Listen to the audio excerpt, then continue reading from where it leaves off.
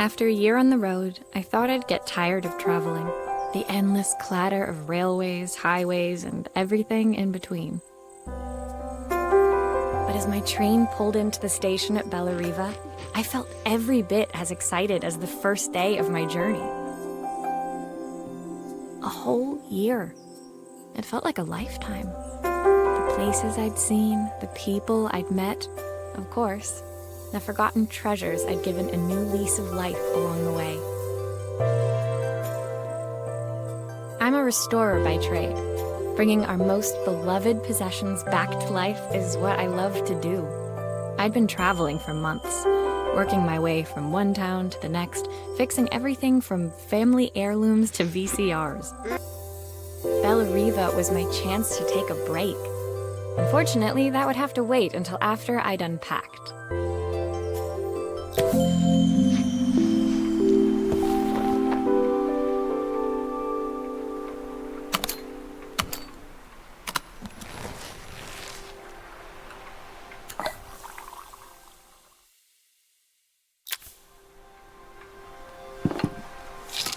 I picked up these sunglasses on my last stop.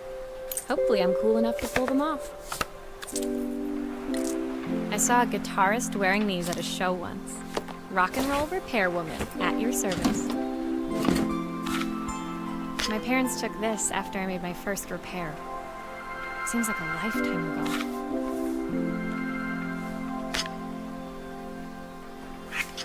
ago. Looking forward to taking more close-ups of my fingers with this.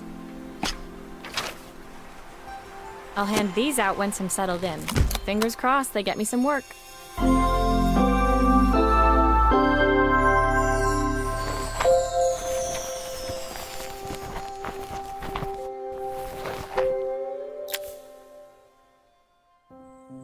Finally, I'd made it to Bellariva. I'd come for the food festival, taking place in a few days' time. After living off TV dinners and instant ramen for the last few months, I was craving a decent meal.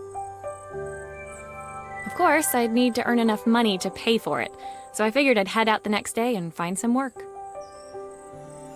My parents never wanted me to go. They wanted me to stay in their shop and have a simple, stationary life. I knew there was a world out there, beyond the four walls of our antique store, that I had to be a part of. I daydreamed constantly about the weird and wonderful places each of our antiques came from. I loved figuring out their stories, revealing the memories hidden beneath the screws and wires. My story in Bellariva began with a little girl, and a voice she was longing to hear.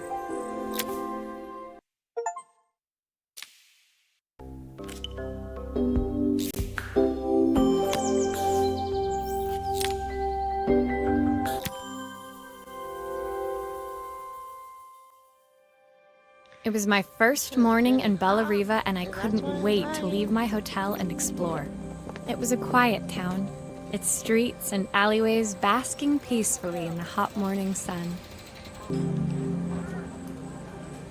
In the main square, meanwhile, preparations were underway for the festival in a few days' time. As I handed out my flyers, I wondered what the people of Bellariva would need me to fix. So far, everything here seemed perfect. I was starting to worry I'd made a mistake when I felt someone tapping me on the back. Hi, I'm Izzy. Do you know how to fix things? It was a little girl, maybe 7 years old, who must have gotten hold of one of my flyers. She rummaged around in her backpack until she hauled out a battered red cassette deck. My tape is broken and I can't make it work anymore. I tried to fix it myself, but there's this metal thing in the way. Can you try?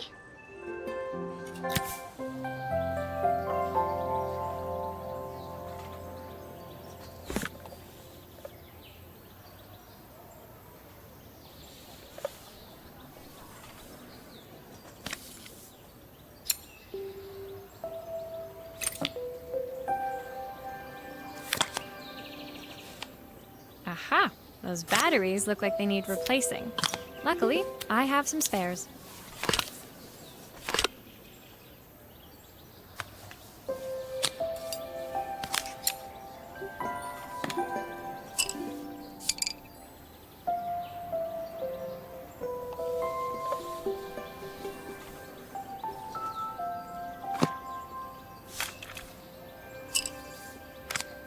Why did you do that?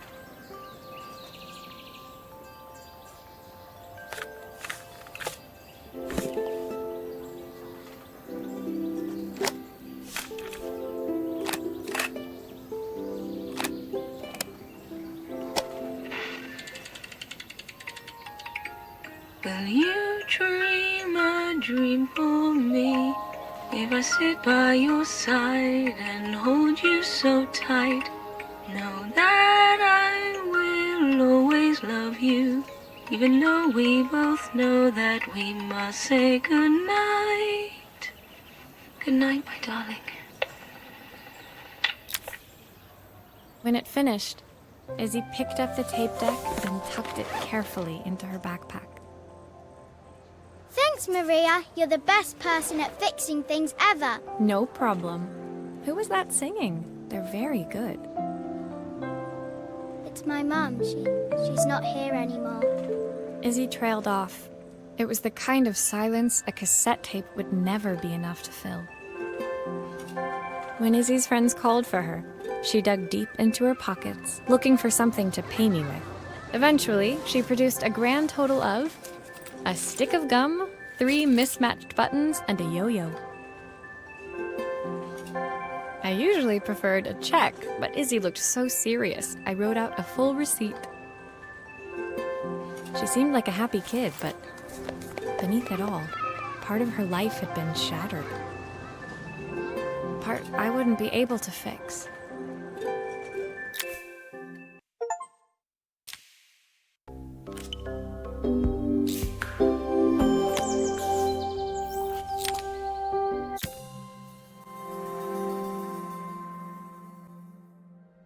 My first repair complete, I spent the rest of the day doing small jobs in and around the square. I was exhausted when I got back to my hotel and found a message asking me to make one more visit. The address led me to a quaint little house, a stone's throw from the beach. Bathed in the evening light, it looked beautiful, in spite of its flaking paintwork and chipped tiles. The front door was opened by a harried-looking man, still dressed from a long day at the office. Are you Maria?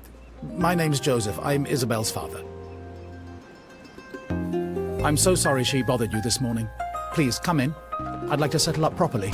On the mantelpiece, I saw the remains of a broken statue. Without thinking, I picked up a fragment. Ah, my father's statue. What's left of it, at least. Yet another way I'd have disappointed him. It survived 100 years in this family. But 5 minutes with Isabel and... Do you think you can salvage it?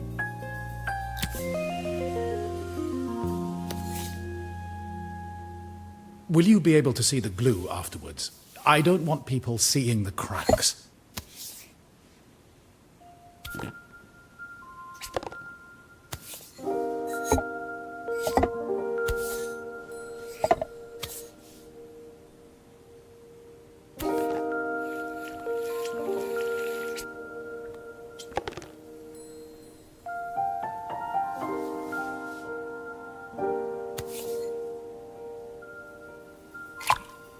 Sometimes I think my daughter should come with a warning label.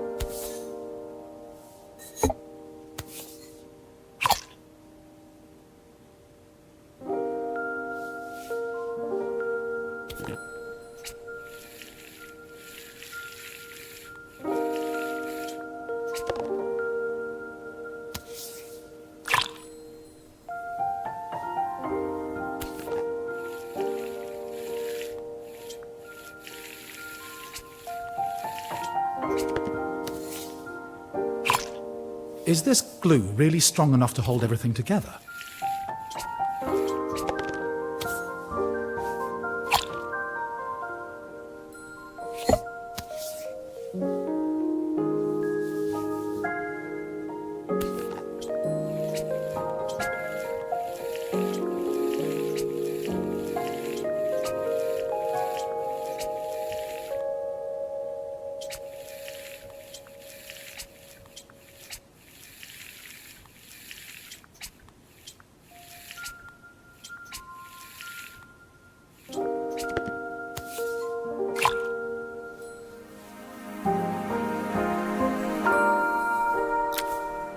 Thank you, Maria. It looks as perfect as it ever did.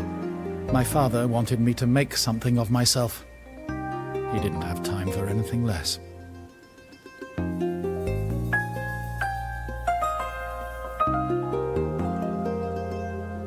As Joseph put the statue back on the shelf, it nudged against the family portrait stood proudly next to it. So he was Bellariva's mayor. And that was Izzy's mom. They must both miss her so much. Sorry, I'm a little tired. I've been working late getting things sorted for the festival. There's only a few days to go. Looks like I'll be working late. Again? When I told my parents I wanted to leave, they always found an excuse to be busy, to avoid talking about it. I guess keeping themselves occupied was their way of pretending it wasn't happening. Joseph's work must have been taking up so much of his time. But maybe that was what he wanted. I just hoped he was finding enough time for Izzy, too.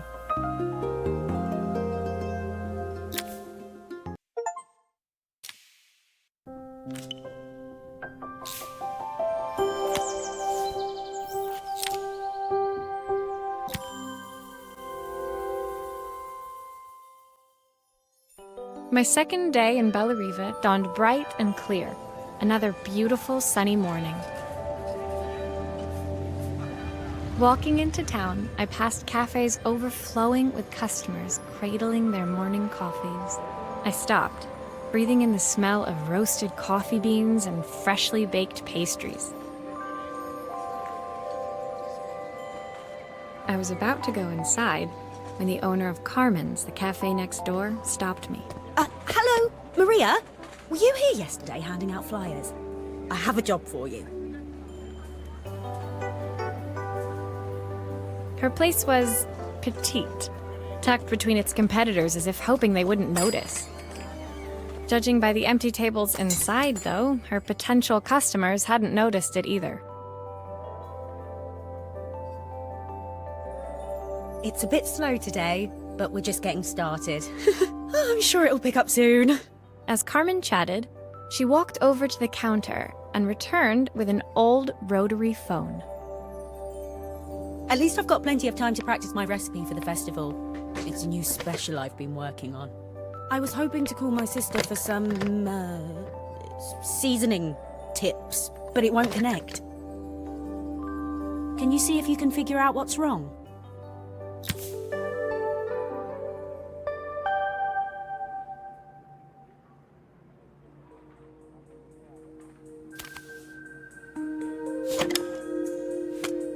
You can fix it, can't you? I can't afford to replace it.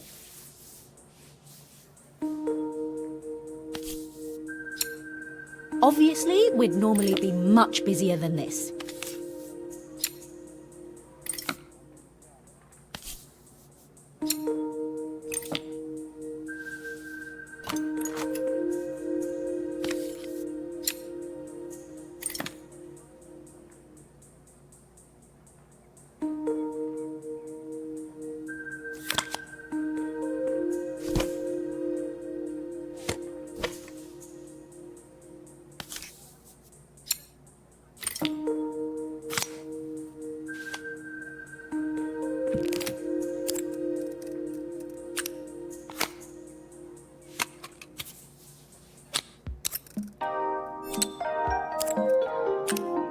These connections aren't quite right. I should check the wiring.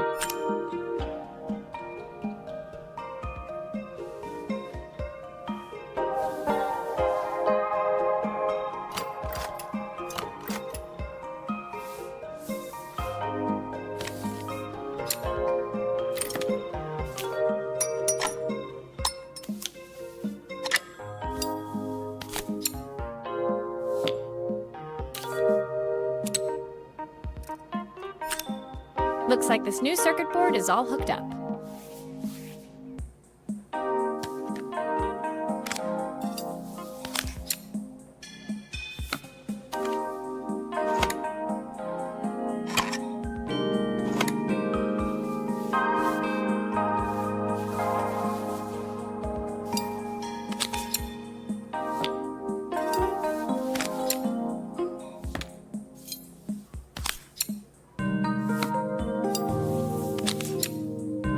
something is still missing.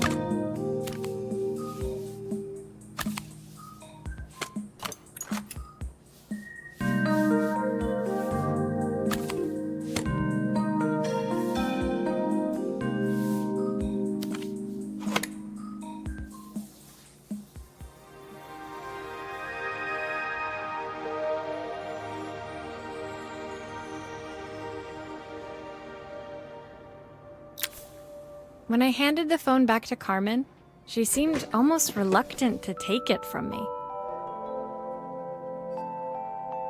So it's all working now, is it? I don't have to leave it to dry or let it cool down? Nope, it's ready to go. It'll be ringing off the hook in no time. That's if I can pay my phone bill anyway. And the rent, and the suppliers. Anyway, take a seat and I'll be right with you. Your coffee's on the house. I sat at one of the empty tables, while at the counter, Carmen had started dialing the phone. Hello! How's my favourite sister doing today? As she talked, Carmen became more and more tense. This didn't seem like a call for some cooking advice. I know I still owe you from last time, but I can't afford to take part in the festival if I don't pay. I could almost feel the eye roll at the other end of the line. You don't need to be here, though. Can't you just put the check in the post? When the call ended, Carmen brought me my coffee, her hands trembling. Sorry about that. My sister's decided to fly in for a visit. Oh God, I have to get ready.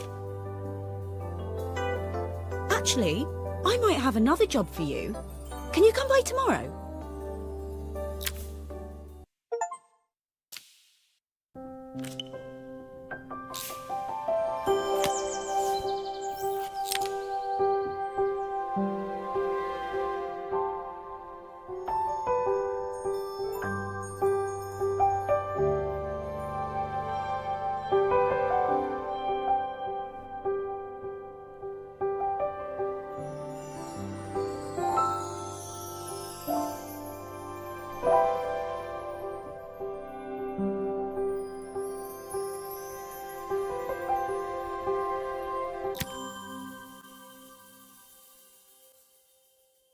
The next day, I'd promised Carmen I'd return to help her get the cafe ready for her sister's arrival. I was about to set out when I received an unexpected call from my hotel's reception desk. Apparently, another guest had asked for me by name.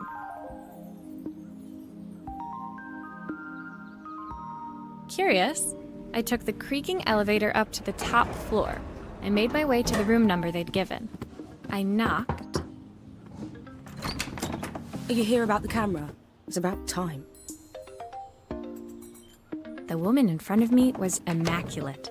Not a hair out of place or a crease to be seen. My sister tells me you know how to fix things. I'd usually go to an expert, of course, but in this town... So this was Carmen's sister? The two of them couldn't have been more different.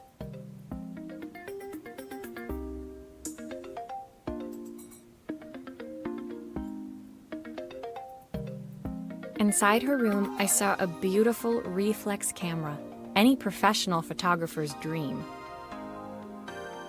The viewfinder is completely dark. I can't see anything through it at all. I assume you can figure out what's wrong?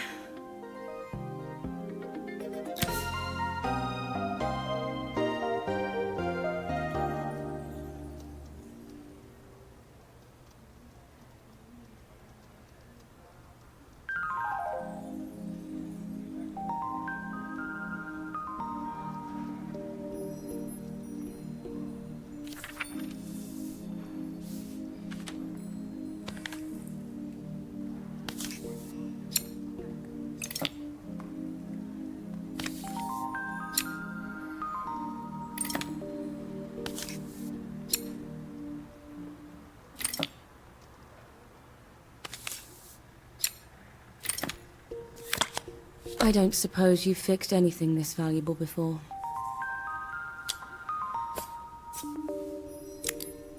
If I used the screwdriver, I could adjust the angle of the mirror.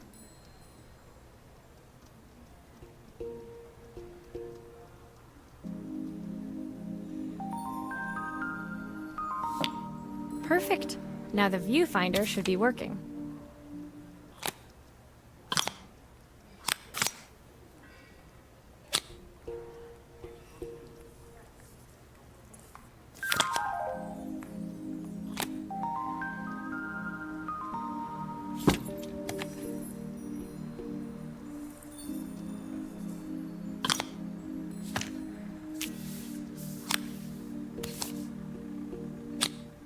Those screws still need to be put back.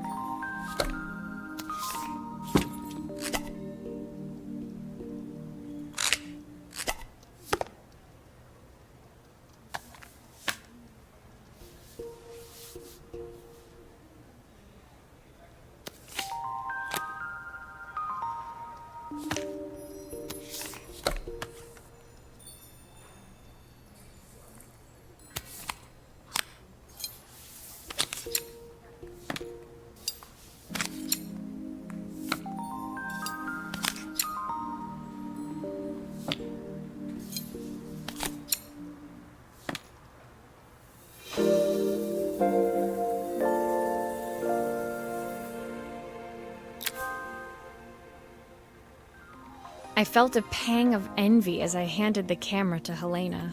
I put my disposable to shame. I picked it up on my first trip to Paris. It's a 1958 limited edition, the first of its kind. It cost me 3 months' salary, but it was worth it. I had no idea what 3 months' salary meant to Helena, but I was pretty sure it was more than I could afford. It was strange, really, that we were even staying in the same hotel. I'd picked this place because it was cheap and cheerful, but surely she could afford somewhere better? She took some test shots, fiddling with the camera settings until she was absolutely satisfied. This work is immaculate. At least there's one person in this town who knows what they're doing. Sending you to me might be the first thing Carmen's actually gotten right. I wondered why Helena had bothered coming if she thought so little of her sister. I hear nothing from her for weeks, and then when she finally does call me, all she wants is money. If she thinks I'm lending her another penny, she'll have to convince me it's not a total waste of time. That didn't sound good. If Hurricane Helena was about to hit, I hoped Carmen was ready.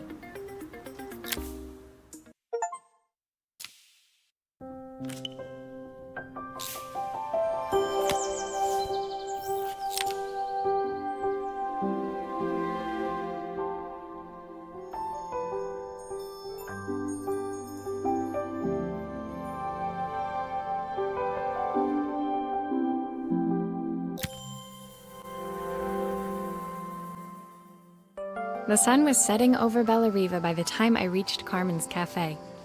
From the outside, it looked as quiet as ever, but inside, I found Carmen cleaning like her life depended on it. Maria! Oh, don't mind all of this. If Helena finds one speck of dust in here, I'll never hear the end of it.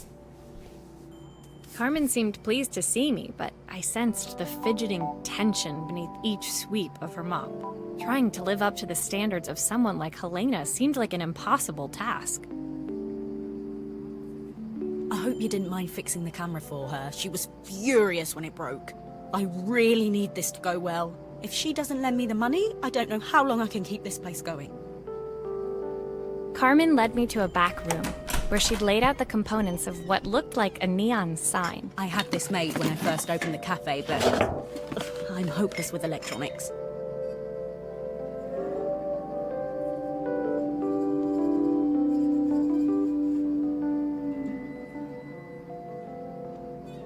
So there was supposed to be a sign outside. This might explain the lack of customers. I'd like to put it up before Helena gets here. Can you give it a try?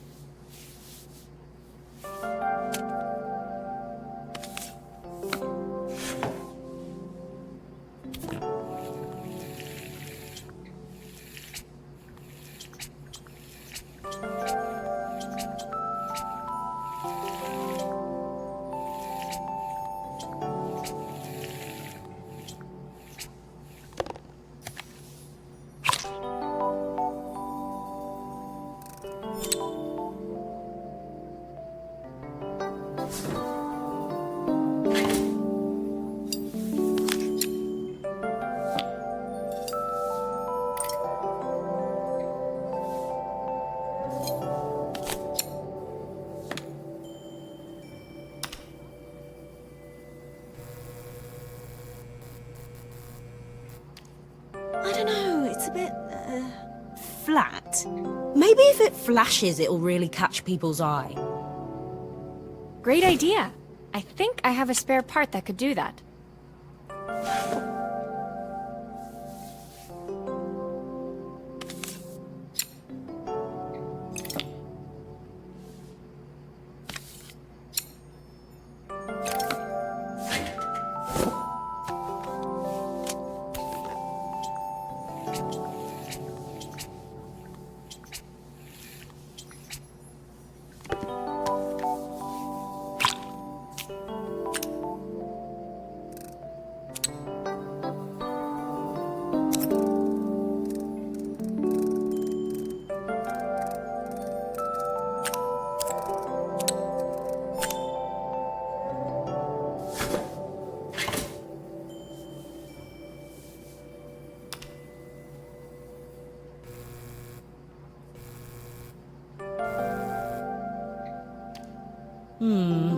It still needs something else. Maybe we can add one of these.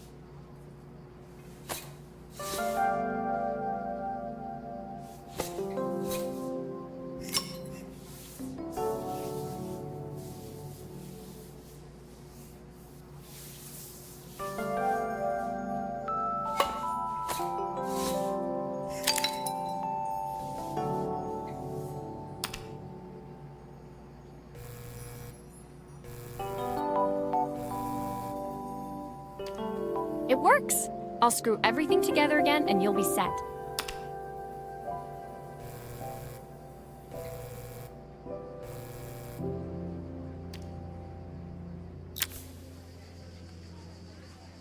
The sign fixed, we headed outside and mounted it carefully over the cafe door.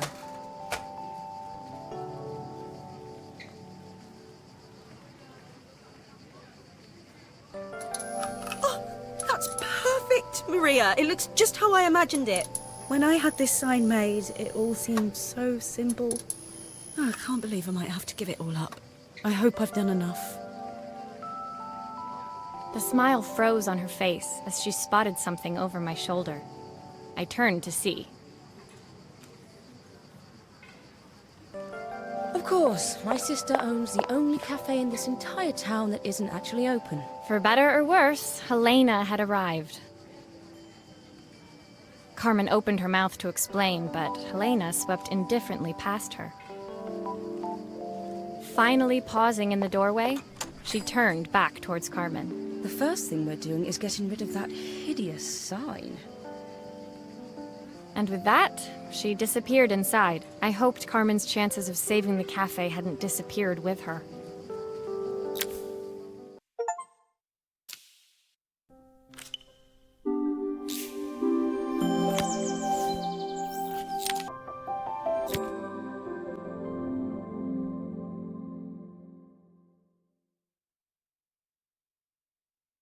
It was the day before the festival, and the whole town was busy getting ready.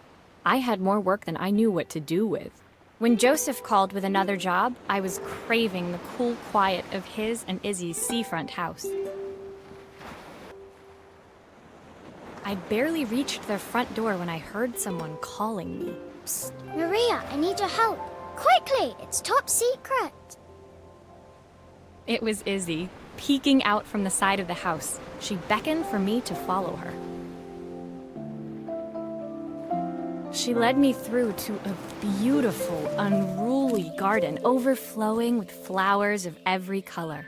Nestled among them was a playhouse, its doorway almost completely obscured by a towering rose bush. You have to squeeze past it and breathe in real small, like this. Izzy took in a big gulp of air and crawled through the gap and into the playhouse. I hadn't planned on crawling in the dirt today, but the life of a repairwoman never did run smooth. On the table inside, there was an electronic toy. Not exactly the usual stock in my parents' antique shop. I had an accident. I didn't do it on purpose or anything, but it won't turn on anymore. Can you fix it for me?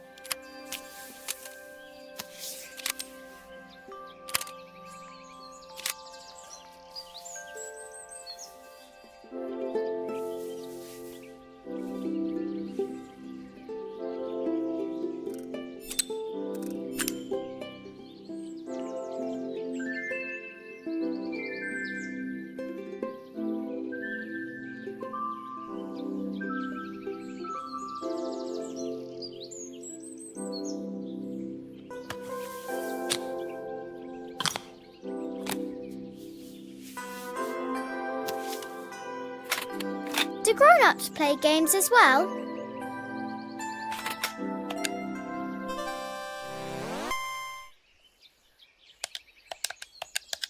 Can you show me how to play? I tried before, but it was so hard.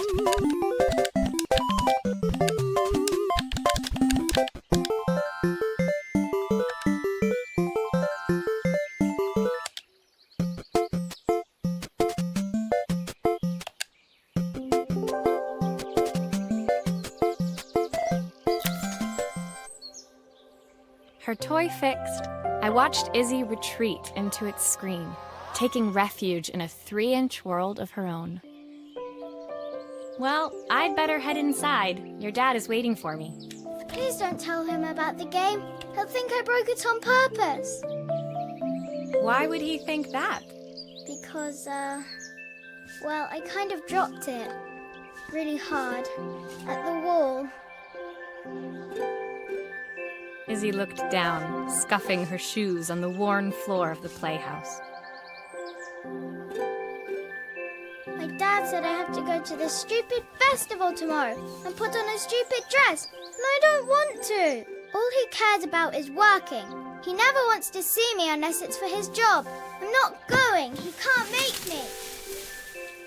With that, Izzy dove back through the rosebush and disappeared into the wilds of the garden.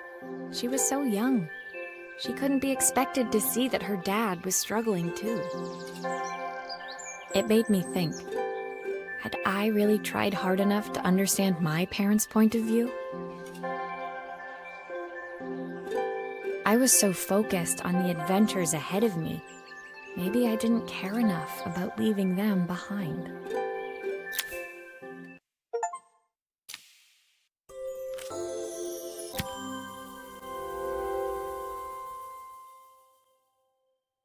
Leaving Izzy hiding in the garden, I walked around to the front of the house and rang the doorbell. It was only then I noticed my favorite overalls covered in grass stains. I scrubbed desperately, but it was too late. Maria, what are you doing? What happened to your clothes? I was, repairing a lawnmower. How unusual. Well, do come in. The job I've got for you is a little more delicate. Totally embarrassed, I walked into an orderly room filled with papers and ledgers. So this was his office.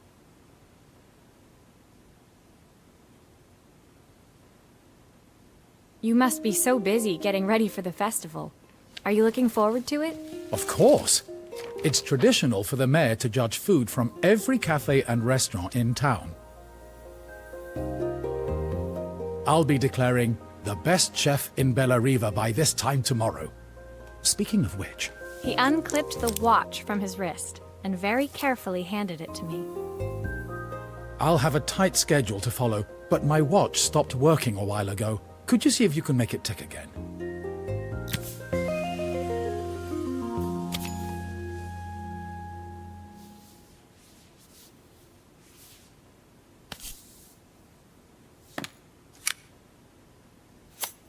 Are you sure it will all fit back together?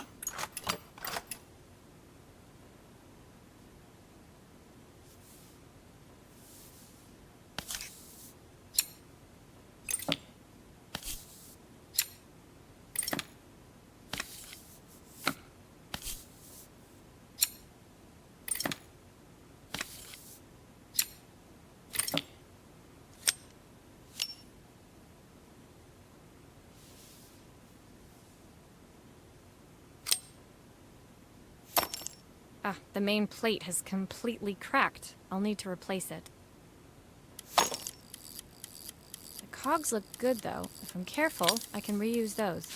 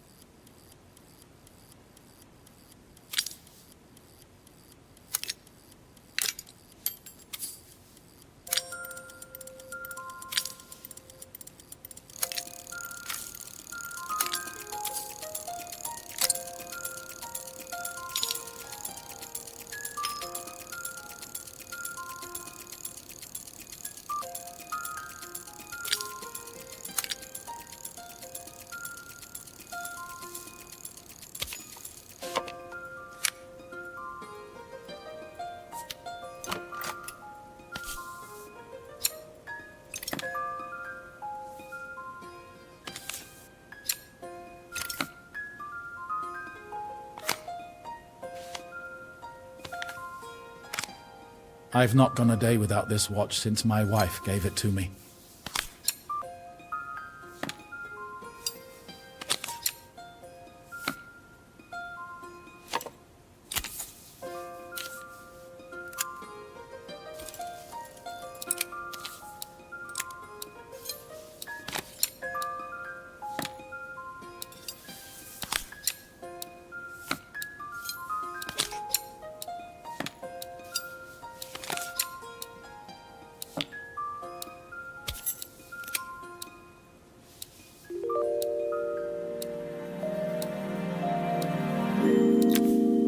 As I handed the watch back to Joseph, my fingers traced over the engraving on the back.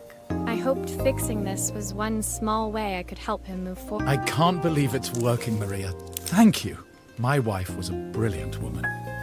Feeling this ticking on my wrist, it watches measure minutes and hours like they're infinite. I didn't know we had so little time. Even with Isabel, I barely see her. And when I do, she acts like she hates me. Just then, the phone rang. Even when he was at home, his work was never done. Sorry, Maria. I have to take this. I'll see you at the festival tomorrow. As I left, I turned and saw him pacing the floor of his office, his watch glinting in the afternoon sun. I hoped its quiet ticking would at least bring him some peace during the busy days to come.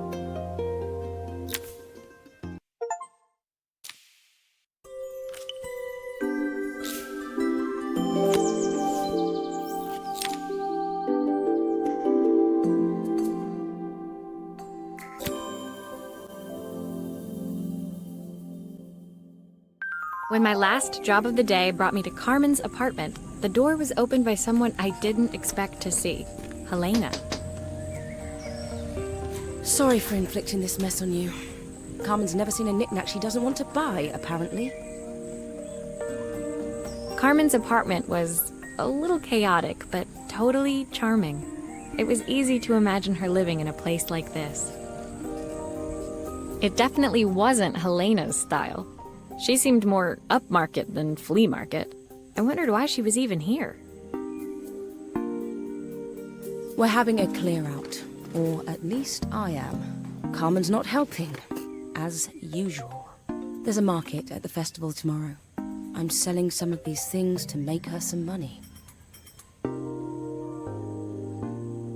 She says she has nothing when there's all this stuff right under her nose. Helena stepped delicately past the items on the floor and reached down to pick up one from the pile. Look at this slide projector. Our parents treasured it, but Carmen treats it like a piece of junk. Can you take a look?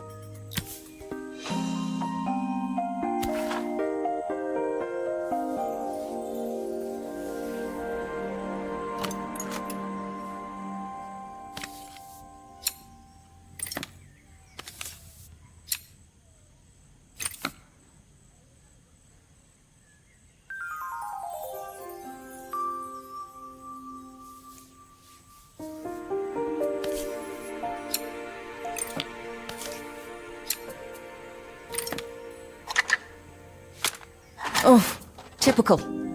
Carmen's even managed to get a slide stuck in here. That light bulb is okay. I'll need to redirect the light to the lens at the top for the projector to work.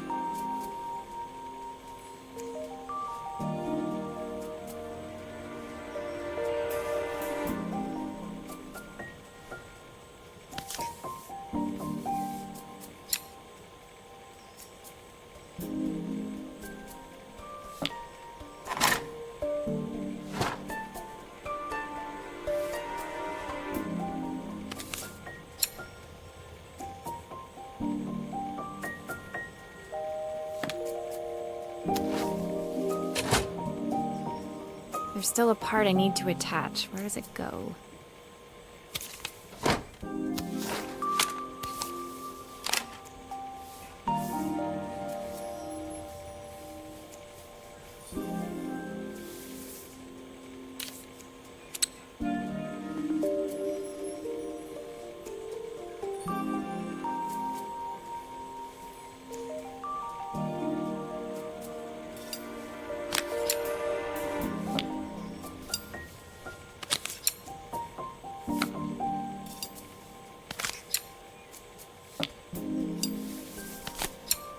I should make sure I screw everything back together.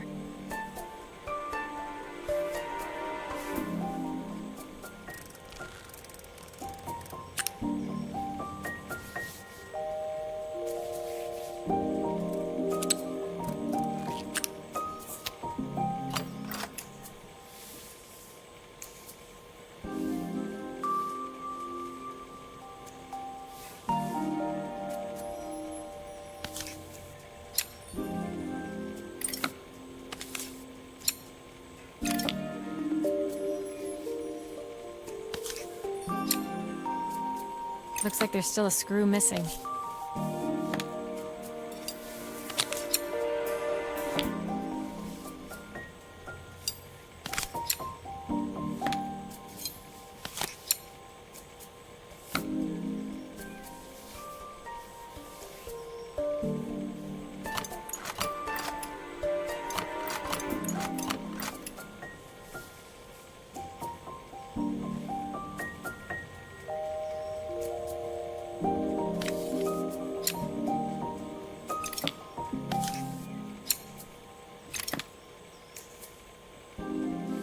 I should make sure I screw everything back together.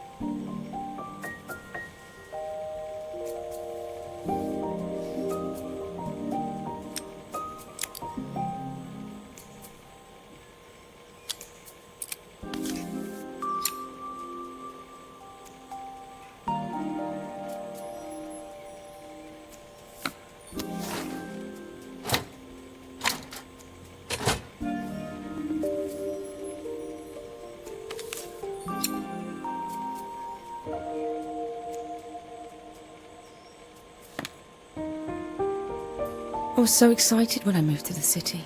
Carmen, she looks so sad.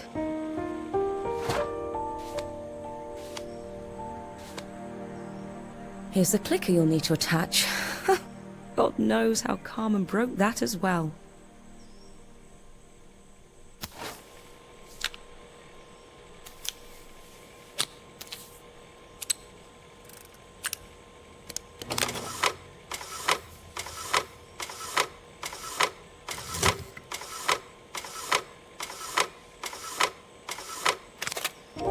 When we were younger, Carmen was always following me around.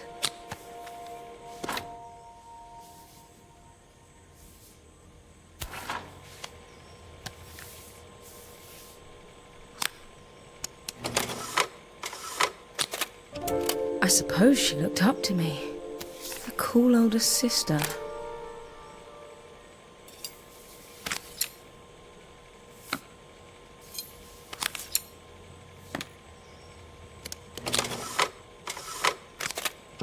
She used to ask me when I was coming home, but I was always too busy.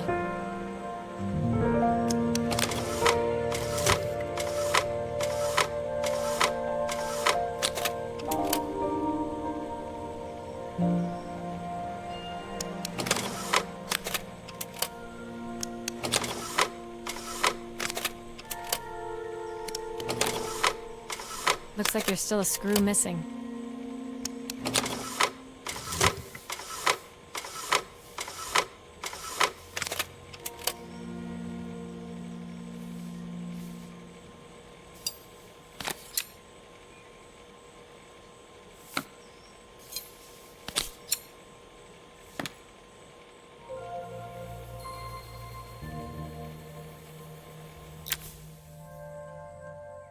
Helena was transfixed, staring at the two young sisters the projector had brought glaringly into focus. I never meant to let her down. But you haven't, have you? You came all this way just to help with the cafe. Plus the money. That's the problem. There is no money. I lost my job a few months ago. My savings are almost gone. I have nothing. Carmen thinks I'll throw my checkbook at her bad decisions and make them okay. But I can't. Not this time. You know, the funny thing is, I came here wanting to tell her the truth. But she's so infuriating. How can I ask her for help when all she cares about is herself? Helena fell silent, shrinking under the gaze of her younger self, projected onto the wall. We drifted so far apart when I moved away. It felt like the only thing keeping us together was my bank balance. I know I have to tell her the truth. It isn't fair. But I already lost everything else. What if I lose her too?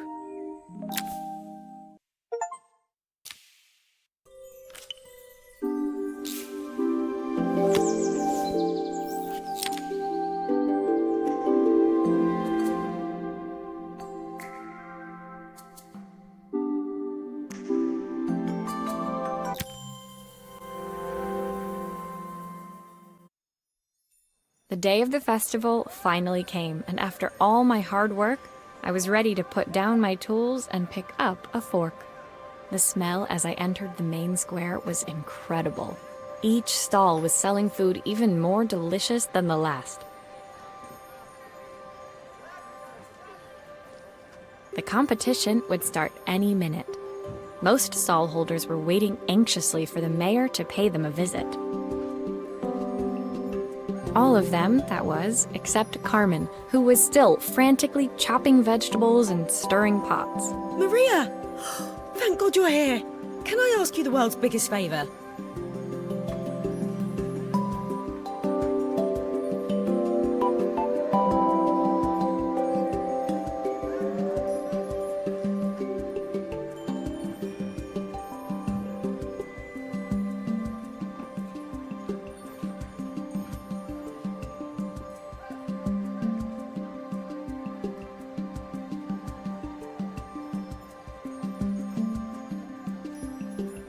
The competition would start any minute.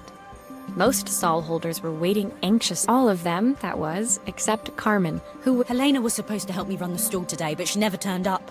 Probably too ashamed to show her face. I can't believe she lied to me. Carmen was stirring so furiously she was in danger of tipping the pot over altogether. The mayor will be here any minute for the judging, but I'm almost out of my special.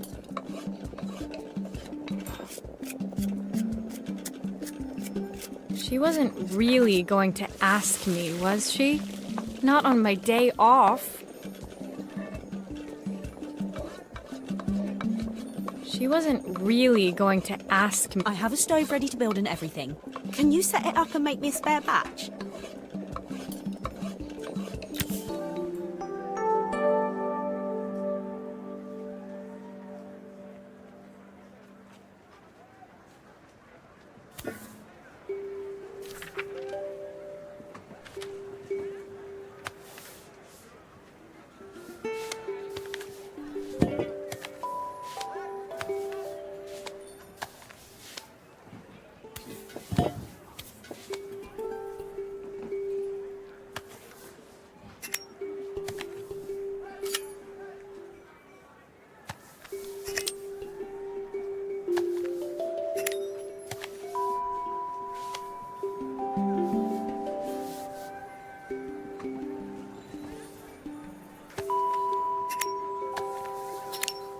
It all fits. Now to light the gas.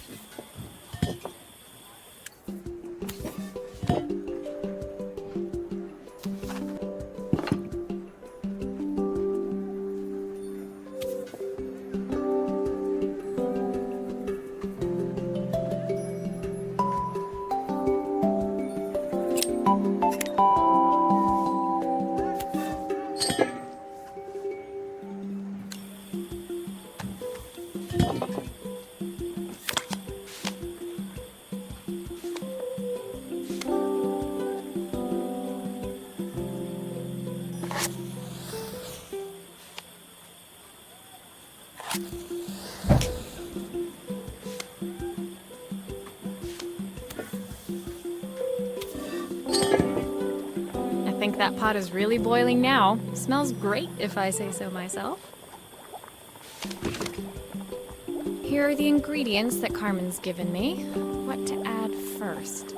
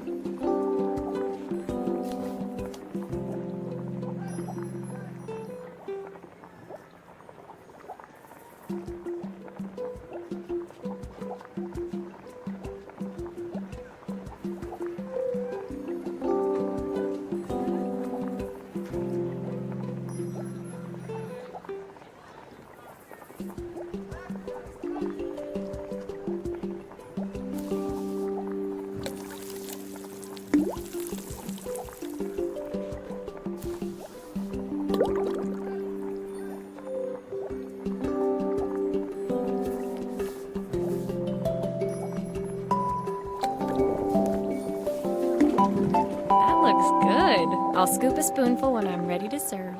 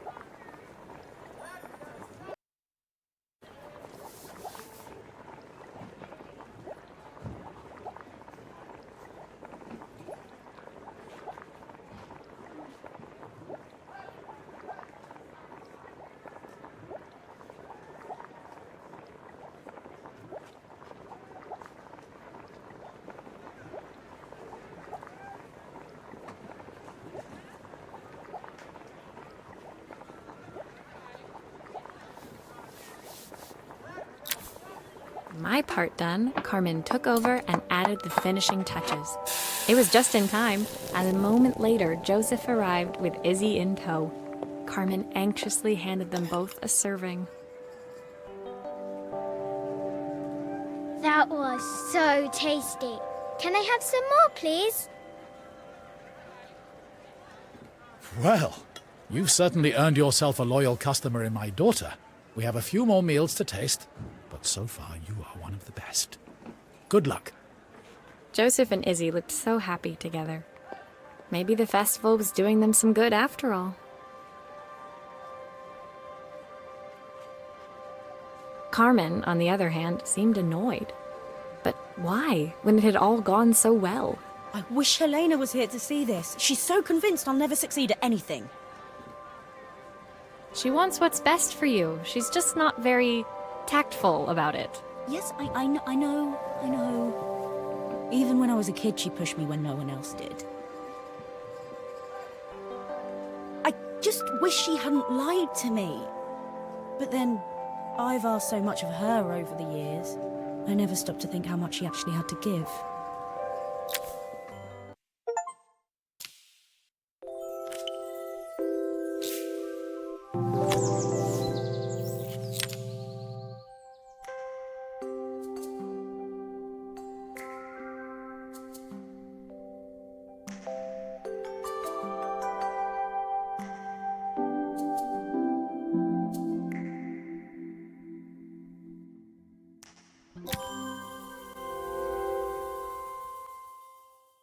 The festival finished. I only had one day left before I had to catch my train and leave Bellariva behind. I couldn't go without saying goodbye to Carmen. So, that evening, I made my way to the cafe. It was unrecognizable. She'd done it. Best food in Bellariva. Half the town was outside waiting to see what the fuss was about.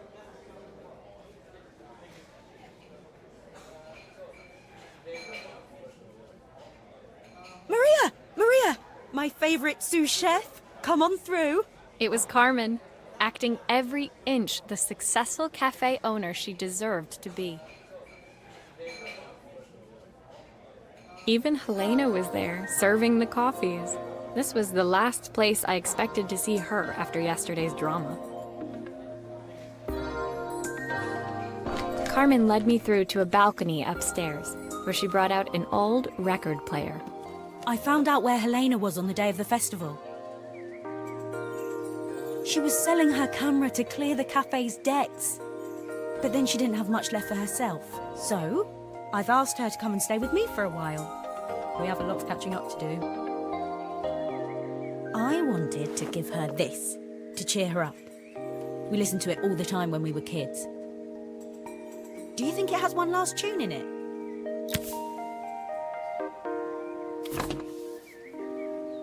Okay, let's see what happens when we turn this on. The speaker isn't connected properly. I should check the wiring. The speaker isn't connected properly. I should check the wiring. Here's the problem. This wiring isn't connected properly.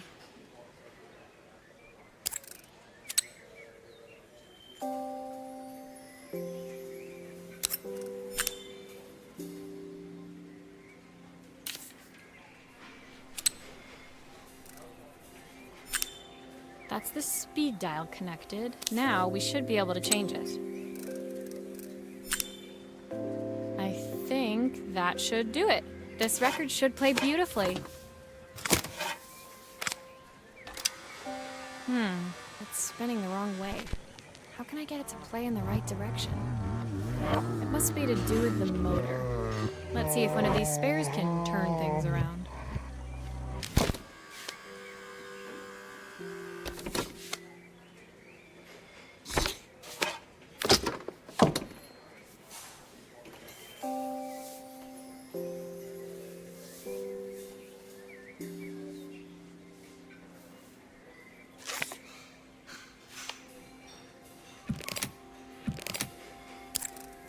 If I turn the volume up, I should be able to hear it now.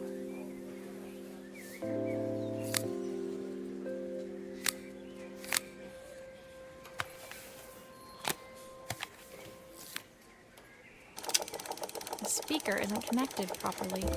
I should check the wiring.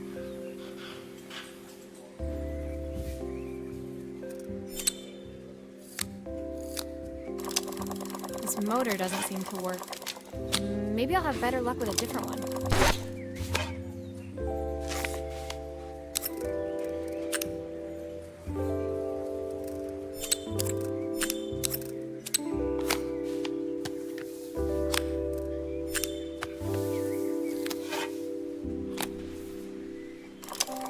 Well, it's playing in the right direction. I should check it's turning at the correct speed.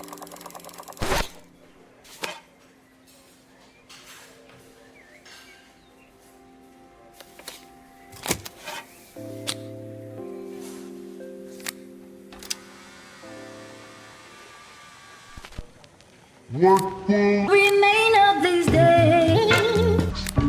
The sweetest words I've ever heard. What will remain of the smiles, the ones that stole? The record player's crackling tune must have caught Helena's ear, as she appeared a few moments later. Is that my old record player? I can't believe you've kept it all these years, Carmen. Leaning over the music, They looked just like the young sisters the slide projector had preserved all these years, inseparable once again. Why'd you leave me alone?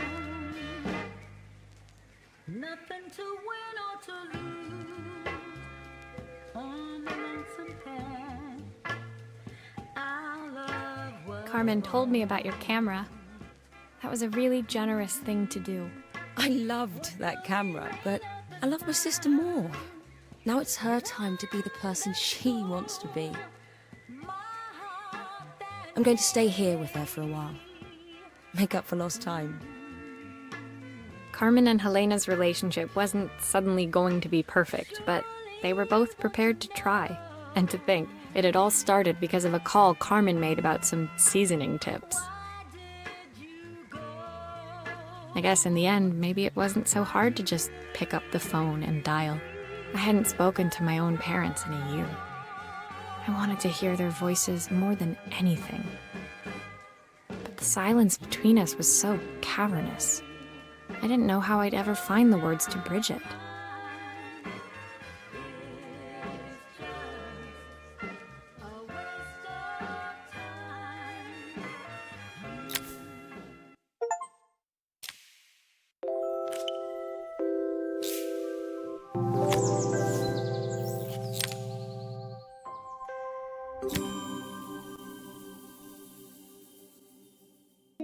My final morning in Bella Riva, I received one last call out to Joseph and Izzy's house.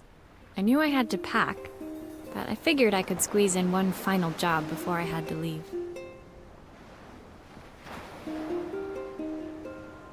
When I arrived, I found Joseph tidying up his wilderness of a garden. The playhouse was already cleared. Inside, I could see Izzy happily testing out her screw-driving skills on the back of her cassette deck. You've made quite the impression. Izzy, tells me she's going to be a repairwoman like Maria. I'm sure she could be anything she wanted if she put her mind to it. She could. She's a brilliant child. Spending the day with her at the festival, I haven't had so much fun in ages. I wanted to give her something before she starts to forget. Inside, the house was transformed, flooded with light and the sounds of the garden. It felt alive again. This would be my last repair in Bella Riva, but it felt like it was the house that had really been restored.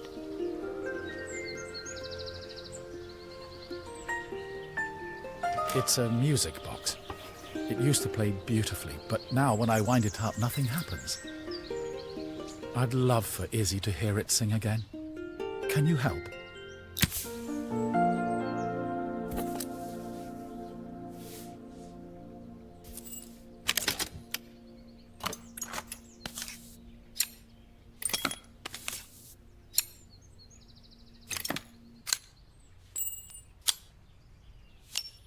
Maria, could you add this family picture of us?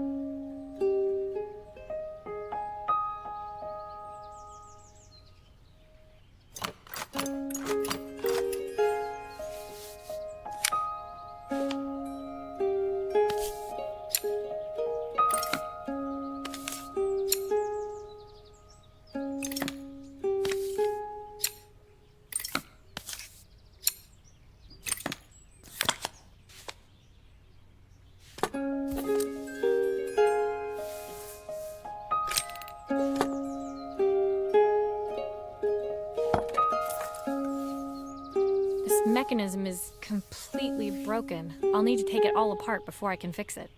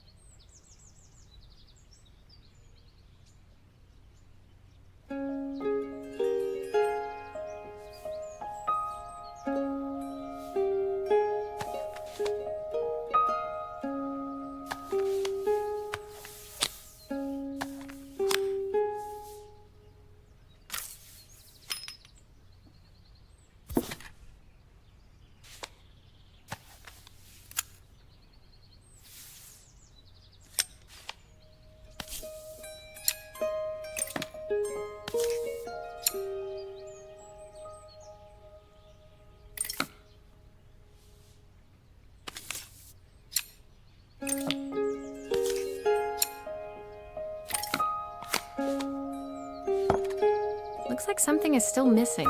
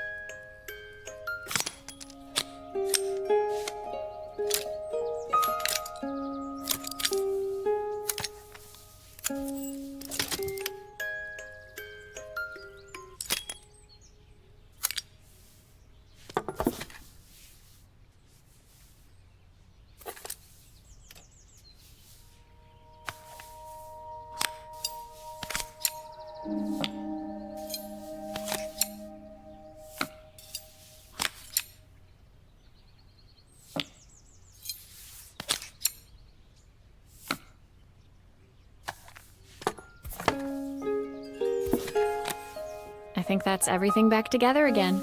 I should play it to make sure.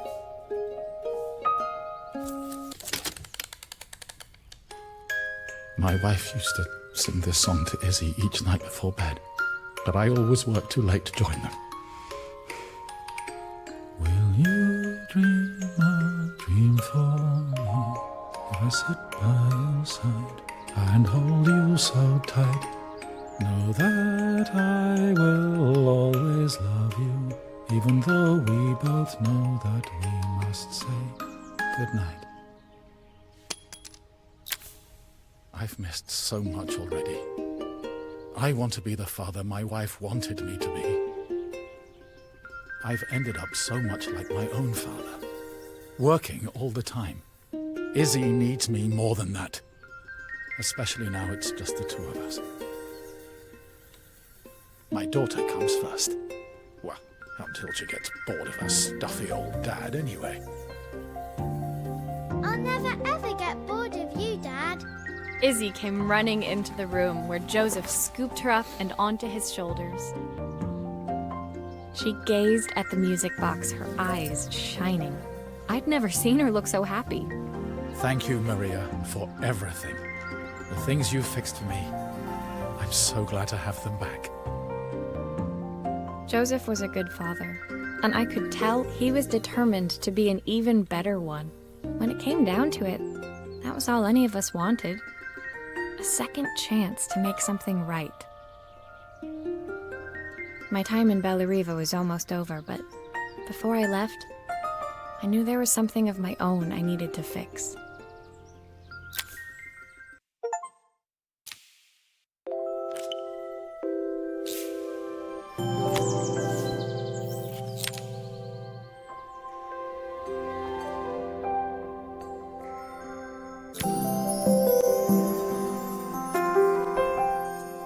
My time in Bellariva was almost at an end. Another chapter finished in a story whose ending I hadn't felt ready to write. The people I'd met, the items I'd restored, they'd taught me so much about what was really important. Pulling out my suitcase from beneath the bed, I remembered the day I stole it from my parents' shop, the day I left.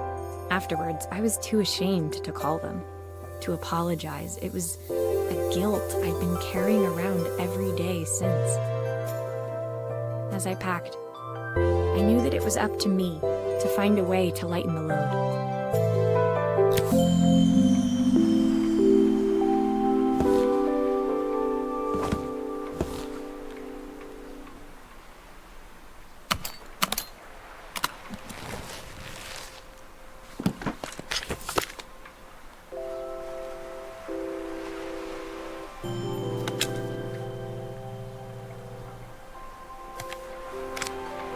Soundtrack to my travels.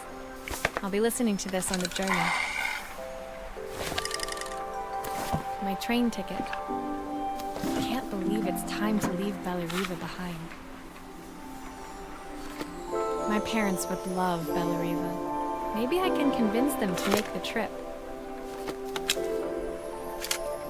Helena gave me these designer shirts. Not sure I'll pull them off as well as she does.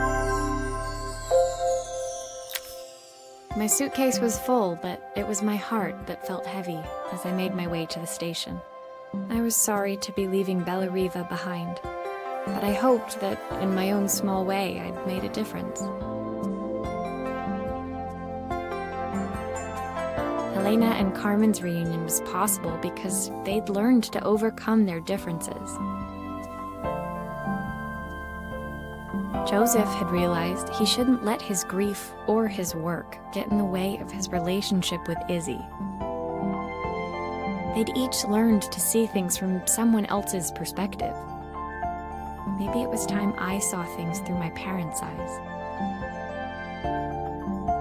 I knew it would be easier to jump on the next train, put even more distance between us, but I finally felt ready to talk to them. I just didn't know if they would feel the same. Did I even remember their number? I wasn't sure until I reached for the phone and it all came flooding back.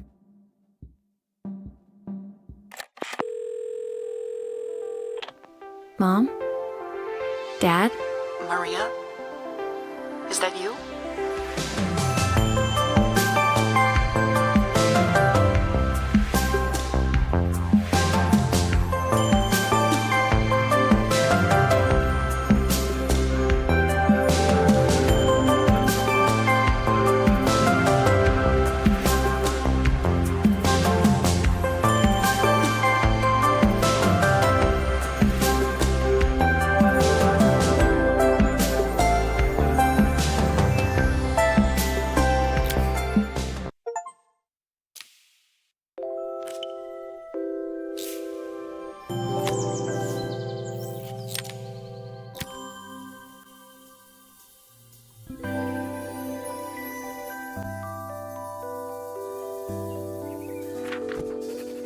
Dear Maria, Carmen here. Sorry I haven't written. The cafe's been absolutely manic since you left.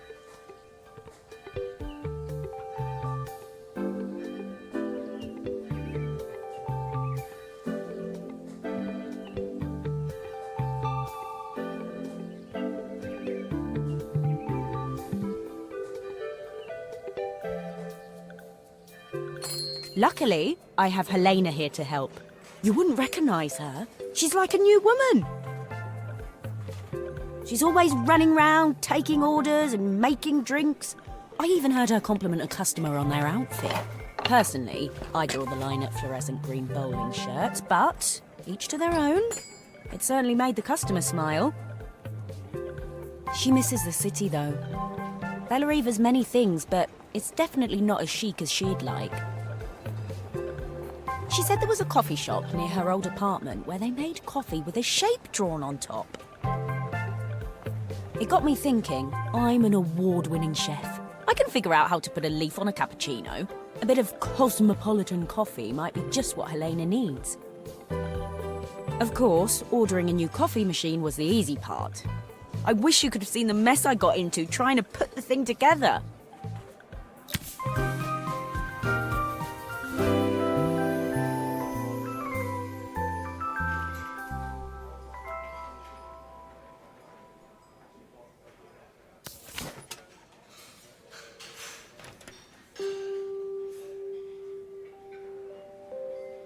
I saw Maria use her screwdriver a million times. Taking this apart will be easy.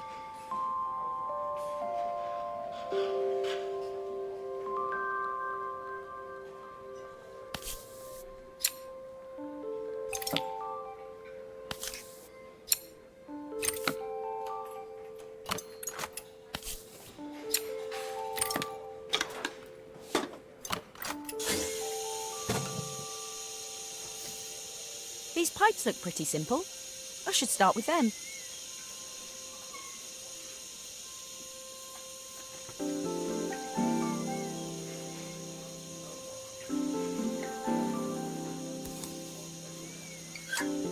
Oh, I wish Maria was here. She'd know how to put these pipes together.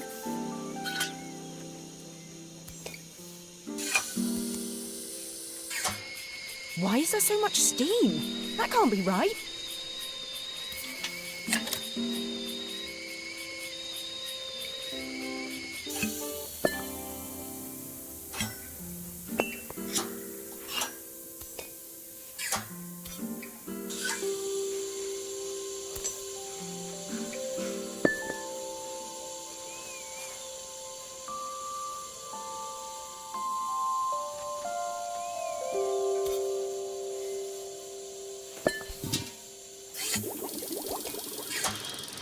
Finally, no more steam.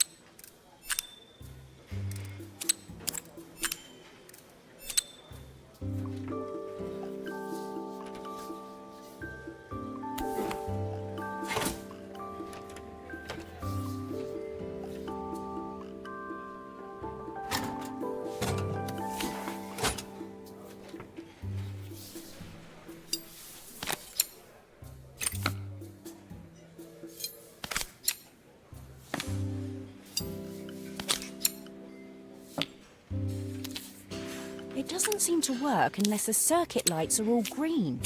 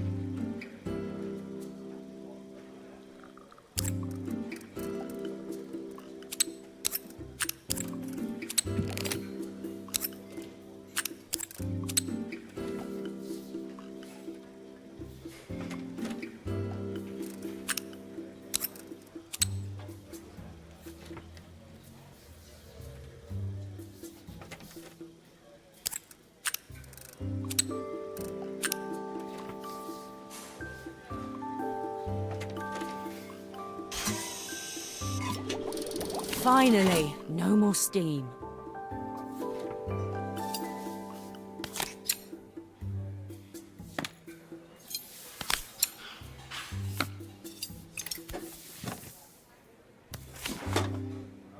It doesn't seem to work unless the circuit lights are all green.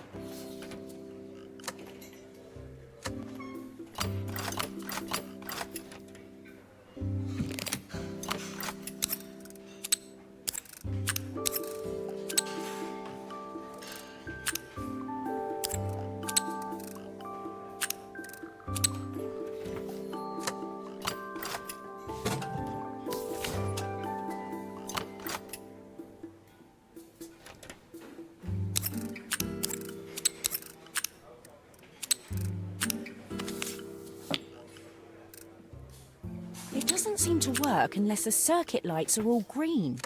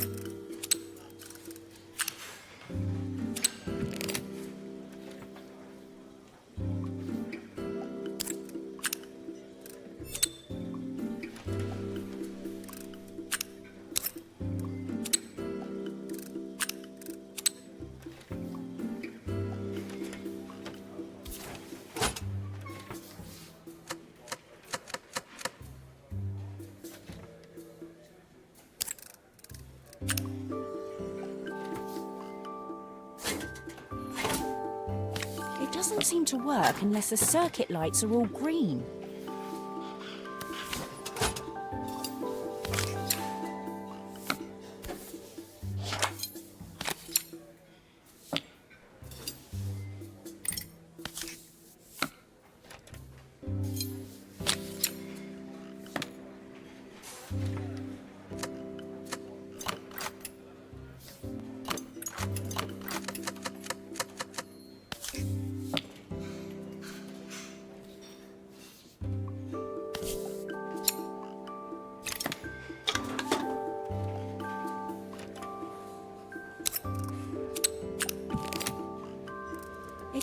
to work unless the circuit lights are all green.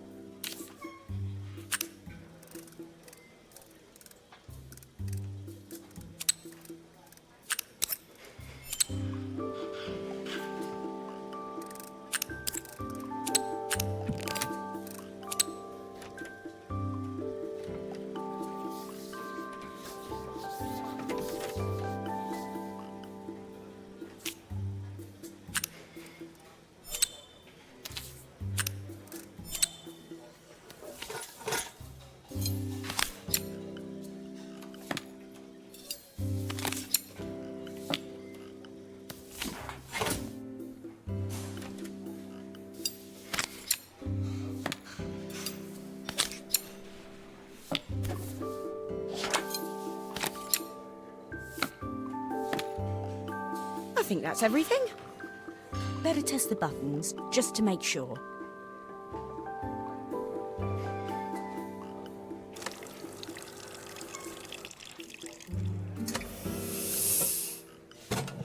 All done.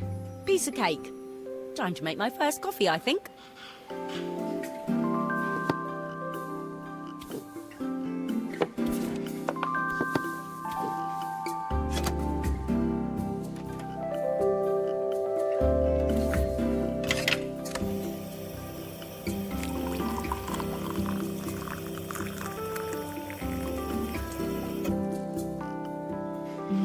Smells delicious. Now to make it look magical.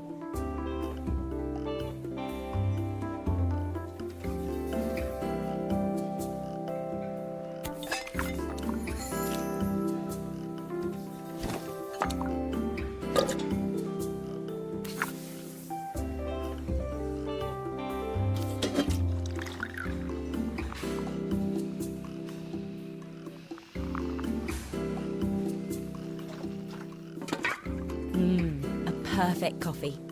All it needs is a saucer and a couple of Helena's favourite biscuits.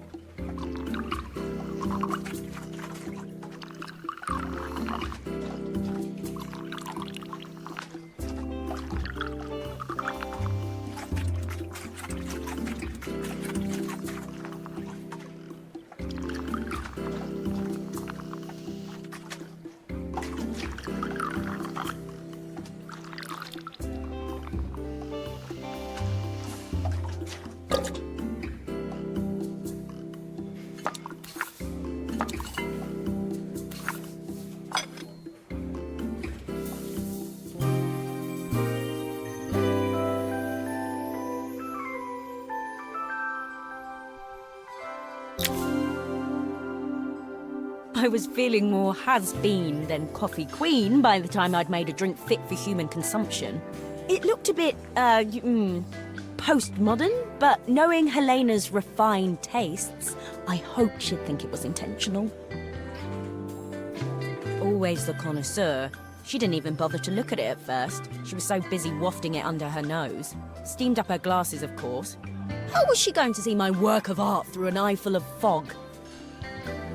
When she finally spotted it, though, she was totally impressed. I'll admit, she spent several minutes trying to figure out exactly what it was I'd drawn. She decided it was probably a horse. Well, What she doesn't know won't hurt her. She was impressed enough to ask for another one. I guess I'll need to get some practice in. The whole thing was such hard work, Maria. I never realised how difficult it was, all that mechanical stuff. It made me realise how much I have to thank you for, so I wanted to say that now. Better latte than never. Hoping you're well. Your friend, Carmen.